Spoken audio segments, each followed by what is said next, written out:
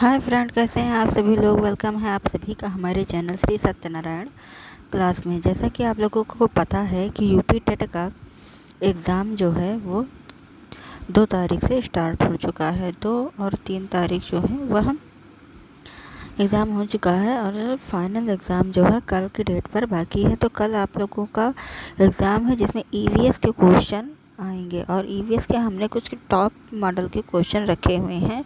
तो कल के एग्ज़ाम में जाने से पहले आप लोग ये क्वेश्चन को ज़रूर सॉल्व कर लीजिएगा। एक बार देख करके ही क्वेश्चन जाइएगा, क्योंकि क्वेश्चन जो है इसी तरीके से यूपी टेट के एग्ज़ाम में आ रहे हैं। तो चलिए शुरू करते हैं आज का पहला क्वेश्चन। तो हमारा पहला क्वेश्चन है, पर्यावरण क्या होता है, यानी कि इन्वायरमेंट क्या होता है। केवल पेड़ पौधे होते हैं, केवल जीव जंतु होते हैं, हमारे चारों ओर प्रकृति एवं सामाजिक परिवेश होते हैं, या फिर वायु होते हैं। बताइए पर्यावरण क्या होते हैं। तो हमारे चारों ओर प्राकृतिक और सामाजिक परिवेश, जो हमारे चारों ओर के वातावरणों को घेरे रहता है, उसको हम ईवीएस यानी कि इन्वायरमेंट बोलते हैं।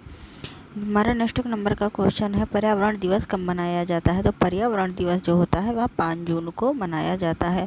आज हम सुपर फास्ट रैपिड स्पीड के माध्यम से एकदम तेज़ गति से चलेंगे। तो आप लोग कमेंट बॉक्स में लिखकर बताइएगा कि आप लोगों के कितने क्वेश्चन सही हुए हैं, और अपने मित्रों के साथ शेयर करिएगा और लाइक एवं सब्सक्राइब जरूर करिएगा। तो पर्यावरण दिवस कब मनाया जाता है, या 5 जून को मनाया जाता है। तीसरा है, जल संरक्षण का सबसे अच्छा तरीका कौन सा होता है। तो पानी बहाना, वर्षा जल संचयन करना, नल खुला छोड़ना, या फिर अधिक भूजल निकालना। जल संरक्षण यानी कि जल को स्टोर करने का सबसे अच्छा तरीका कौन सा होता है। तो वह वर्षा जल संरक्षण होता है, यानी कि वर्षा के जलों को अगर हम संरक्षण करके रखते हैं तो वह खेत की सिंचाई में आ जाता है, कपड़े धुलने के कामों में आ जाता है। तो ये जल संरक्षण के लिए बहुत ही उपयोगी माने जाते हैं। चौथा क्वेश्चन है, पृथ्वी पर मीठे जल की मात्रा लगभग कितनी है। 3% है, 10% है, 25% है और 50% है। तो पृथ्वी पर जो है मीठे जल की मात्रा जो होती है वह हमारी 3% होती है, और इसका जो है 78%, मीनिंग 78% जो है वो खारा जल यानी कि समुद्री जल होता है इसमें। और लेकिन मीठा जल यानी कि जो हम पीने योग्य जल को समझते हैं वह सिर्फ हमारा 3% ही होता है, यानी कि 4 का पहला वाला आंसर बिल्कुल ही राइट हो जाएगा। नेक्स्ट नंबर का क्वेश्चन है हमारा, चिपको आंदोलन किससे संबंधित है। तो चिपको आंदोलन जो होता है जल से संबंधित है, वृक्ष से है, पशुओं से है, या फिर मृदा से है। तो चिपको आंदोलन जो होता है यह वृक्ष से संबंधित होता है, जो बिहार में आयोजित किया गया था बहुगुणा जोशी के द्वारा। नेक्स्ट नंबर का क्वेश्चन है हमारा, भारत का राष्ट्रीय वृक्ष कौन सा होता है। नीम होता है, पीपल होता है, बरगद होता है, या फिर आम होता है।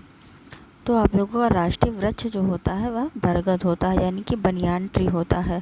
आप लोग ये मत समझिए कि क्वेश्चन बहुत ही जो है कि मतलब हल्के टाइप के हैं, क्योंकि ऐसे ही क्वेश्चन इस बार यूपी टेट पूछ रहा है। तो ये ही क्वेश्चन, इसी टाइप के क्वेश्चन बिल्कुल ही आप लोगों के एग्ज़ाम में आएंगे। तो ये क्वेश्चन कोई कम क्वेश्चन नहीं है, आप लोग इसे पूरा करिए।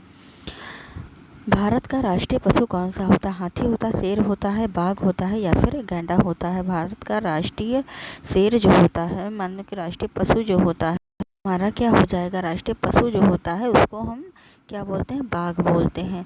अच्छा, आप लोग कमेंट बॉक्स में ये बताइएगा कि बाघ का संरक्षण स्थान कहाँ पर है, यानी कि बाघ वन्य जीव अभ्यारण्य या कहाँ पर है। शेर का तो गुजरात में है, लेकिन बाघ का कहाँ है, आप लोग ये कमेंट बॉक्स में बताइएगा। नेक्स्ट नंबर का क्वेश्चन है, भारत का राष्ट्रीय पक्षी कौन सा है। तोता है, कबूतर है, मोर है, या फिर हंस है। तो राष्ट्रीय पक्षी तो सभी को पता होगा, वो तो मोर ही होता है, इसमें सोचना समझना कुछ है ही नहीं। भारत का राष्ट्रीय जल जीव कौन सा होता है। व्हेल होता है, डॉल्फिन होता है, शार्क होता है, या फिर मगरमच्छ होता है। तो हमारा जो है भारत का राष्ट्रीय जलीय जो होता है वह क्या हो जाएगा, शार्क हो जाएगा। बताइए शार्क होगा या फिर डॉल्फिन होगा। तो राष्ट्रीय जलीय जो जीव होते हैं वह हमारा डॉल्फिन होता है, यानी कि आंसर नंबर बी वाला बिल्कुल राइट हो जाएगा। इसके बाद चलते हैं 10 नंबर के क्वेश्चन पर, वनों की कटाई से क्या होता है। वर्षा बढ़ती है, जैव विविधता घटती है, ऑक्सीजन बढ़ती है, मिट्टी उपजाऊ होती है। तो इसका राइट आंसर जो हो जाएगा आंसर नंबर बी वाला, यानी कि जैव विविधता घटती है। इसके बाद नेक्स्ट नंबर का क्वेश्चन हमारा हो जाएगा, वायु प्रदूषण का प्रमुख कारण क्या है? पेड़ लगाना, वाहन एवं उद्योगों का धुआं, वर्षा या फिर खेती।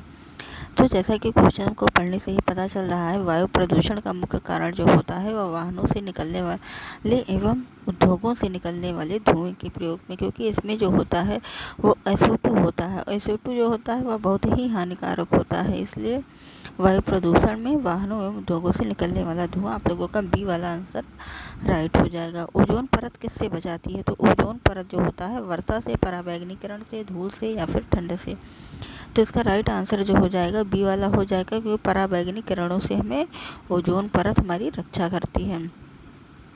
इसके बाद हो जाएगा, कंपोस्ट खाद किससे बनती है? प्लास्टिक से, जैविक कचरे से, कांच से या फिर लोहा से। तो प्लास्टिक से तो बनेगी नहीं, क्योंकि प्लास्टिक तो खुद ही हानिकारक में आता है। कंपोस्ट खाद जो हम खेतों में जैविक खाद के रूप में प्रयोग करते हैं, यानी कि जैविक कचरे से यह बनती है। नेक्स्ट नंबर का क्वेश्चन है, 3R का सही क्रम क्या हो जाएगा? तो इसका सही क्रम क्या हो जाएगा? रिड्यूस, रिड्यूस या फिर रिसाइकिल, या फिर रिसस, रिड्यूस, रिसाइकिल, या फिर रिसाइकिल, रिड्यूस, रिसस, या फिर रिपेयर, रिड्यूस, रिसाइकिल। आप लोग बताइए इसका राइट आंसर क्या हो जाएगा? तो 3R का जो क्रम होता है वो पहला वाला ही बिल्कुल सही हो जाएगा, यानी कि रिड्यूस, रिसस और रिसाइकिल, यही आप लोगों का राइट आंसर होगा। 15 नंबर का क्वेश्चन है, मृदा अपरदन का मुख्य कारण क्या होगा? तो वृक्षारोपण होगा, वनों की कटाई होगा, सिंचाई होगा या फिर खाद डालना होगा। तो मृदा अपरदन का मुख्य कारण जो होता है वह वनों की कटाई होता है, क्योंकि पेड़ पौधे कट जाते हैं तो वो मिट्टी जो होती है ढलानदार हो जाती है, और ये ढलानदार की वजह से मिट्टी भुरभुरी होने के कारण जैसे पानी बरसता है तो यह मिट्टी जो है बह जाती है, इसी को मृदा अपरदन कहते हैं। इसके बाद नेक्स्ट नंबर का क्वेश्चन है हमारा, जल का सबसे बड़ा स्रोत कौन सा होता है? कुआं होता है, समुद्र होता है, तालाब होता है या फिर नदी होता है।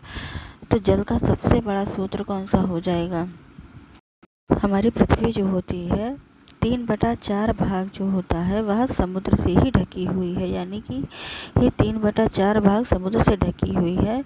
तो सबसे ज़्यादा बड़ा भाग तो इसी में आएगा ना, समुद्र में। तो इसका राइट आंसर जो हो जाएगा बी वाला हो जाएगा। पौधे वायुमंडल में कौन सी गैस छोड़ते हैं? CO2, ऑक्सीजन, नाइट्रोजन और हाइड्रोजन। मनुष्य तो CO2 छोड़ता है, लेकिन पौधे जो होते हैं वो ऑक्सीजन छोड़ते हैं। अगर पौधे भी CO2 छोड़ने लग गए तो फिर इंसान श्वसन ही नहीं कर पाएगा। ध्वनि प्रदूषण का प्रमुख स्रोत क्या होता है? तेज लाउड स्पीकर, पेड़, नदी और खेत। तो इसका राइट आंसर जो हो जाएगा पहला वाला हो जाएगा, यानी कि तेज ध्वनि हो जाता है। इसके बाद नेक्स्ट नंबर का क्वेश्चन, सौर ऊर्जा कैसी ऊर्जा होती है? सौर ऊर्जा जो होती है अनवीकरण होती है, नवीकरणीय होती है या फिर प्रदूषण कारणीय होती है या फिर इनमें से कोई नहीं। तो सौर ऊर्जा जो होती है वह अनवीकरणीय होती है या फिर नवीकरणीय होती है। बताइए, ये दोनों नहीं होंगे। इन दोनों में से राइट आंसर कौन सा हो जाएगा? सौर ऊर्जा।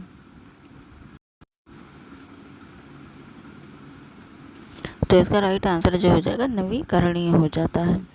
नेक्स्ट नंबर का क्वेश्चन है, LPG का पूरा नाम क्या होता है? तो LPG का जो पूरा नाम हो जाएगा वह लिक्विड पेट्रोलियम गैस होता है, या फिर लिक्विड पेट्रोलियम गैस होता है, लाइट पेट्रोलियम गैस होता है, या फिर इनमें से कोई नहीं होता है। तो इसका जो हो जाएगा क्या हो जाएगा? लिक्विफाइड पेट्रोलियम गैस, यानी कि बी वाला आंसर बिल्कुल राइट हो जाएगा। नेक्स्ट नंबर का क्वेश्चन है हमारा, CNG का पूरा नाम क्या होता है? तो ये तो सभी को पता होगा, CNG का पूरा नाम जो होता है कंप्रेस्ड नेचुरल गैस, यानी कि पहला वाला ही बिल्कुल सही हो जाएगा। स्वच्छ भारत मिशन की शुरुआत कब की गई थी? तो इसका जो राइट आंसर हो जाएगा कौन सा हो जाएगा? बताइए, 12 हो जाएगा, 13 हो जाएगा, 14 हो जाएगा या फिर 15 हो जाएगा। तो इसका राइट आंसर जो हो जाएगा 2014, यानी कि स्वच्छता मिशन जो है वो 2014 में लाया गया था। नेक्स्ट नंबर का क्वेश्चन है, पोलियो किस वायरस से होता है? पोलियो वायरस से, डेंगू से वायरस से या फिर कोरोना से। अब पोलियो है तो पोलियो वायरस से ही होगा, पहला वाला आंसर राइट हो जाएगा। नेक्स्ट नंबर का क्वेश्चन है ORS का उपयोग किसके लिए किया जाता है। तो ORS जो होता है वह तो निर्जलीकरण के लिए ही प्रयोग किया जाता है, यानी कि पानी की कमी हो जाती है तब डॉक्टर इसमें ORS का घोल हमें लिखते हैं, यानी कि पहले इसका दूसरा वाला आंसर राइट हो जाएगा। उसके बाद मलेरिया किसके काटने से फैलता है। एडीज से, मादा एनाफिलिस से, घरेलू मक्खी से या फिर मधुमक्खी। तो मलेरिया जो होता है किसके काटने से फैलता है, तो वह मादा एनाफिलिस के काटने से फैलता है। नेक्स्ट नंबर का क्वेश्चन है डेंगू किस मच्छर के द्वारा फैलता है। तो डेंगू जो होता है वह तो एडीज मच्छर के से ही फैलता है, यानी कि आंसर नंबर पहला वाला बिल्कुल राइट हो जाएगा। इसके बाद नेक्स्ट नंबर का क्वेश्चन है संतुलित आहार में क्या होना चाहिए। केवल वाले शब्द सभी हटा दीजिए, ये नेगेटिव वर्ड होते हैं और इसमें जो होता है सभी पोषक तत्व एवं उचित मात्रा, यानी आंसर नंबर सी बिल्कुल राइट हो जाएगा। नेक्स्ट नंबर का क्वेश्चन है विटामिन ए का सबसे अच्छा स्रोत क्या होता है। तो विटामिन ए का जो स्रोत होता है वह क्या हो जाएगा,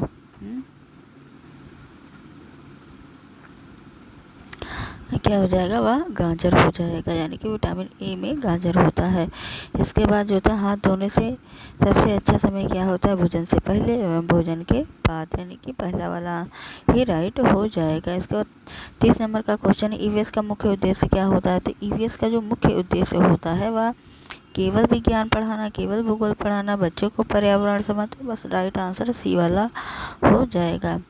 इसके बाद जो है हमारा यहीं तक आज का टॉपिक था। इसमें 30 क्वेश्चन हमने लिया हुआ था, तो आप लोग फटाफट से इसे रिवाइज कर लीजिएगा, क्योंकि कल की परीक्षा में आप लोगों के ऐसे ही क्वेश्चन आएंगे और ये क्वेश्चन बहुत ही इम्पॉर्टेंट है। तो आप लोग इसे जाने से पहले एक बार रात में ज़रूर देख लीजिएगा, क्योंकि ये 11 मिनट की क्लास है। और अपने मित्रों के साथ शेयर कर दीजिएगा, लाइक सब्सक्राइब करना बिल्कुल भी ना भूलिएगा। और कल का पेपर होने के बाद आप लोग मुझे ये बताइएगा कि आप लोगों का पेपर कैसा हुआ है। कल के पेपर के लिए आप सभी लोगों को ऑल द बेस्ट।